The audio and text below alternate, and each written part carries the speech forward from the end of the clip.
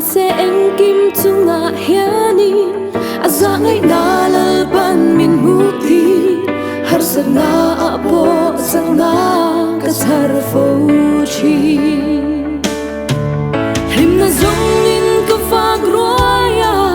len bua zina om ma ila mal ta ka in chiat na ka nei fauchi na ko har na hun ngai mai chu hun lu ber ka ta na lo ni la li suana ta kani min shatir chi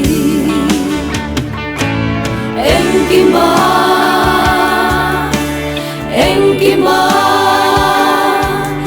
iswa cho rim ka zira athu wa inna ne em ki ma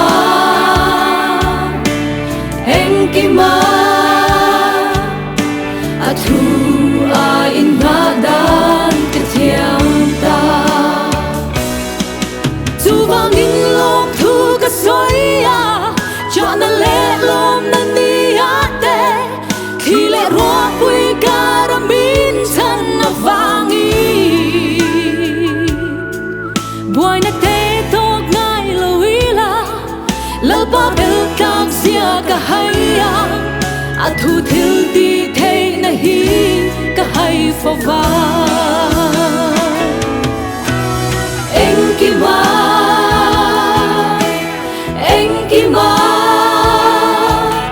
iswa cho rin ka zira athu a inna ne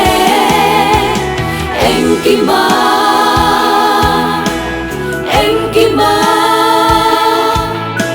athu a inna dan ka thiam ta athu a inna dan ka thiam ta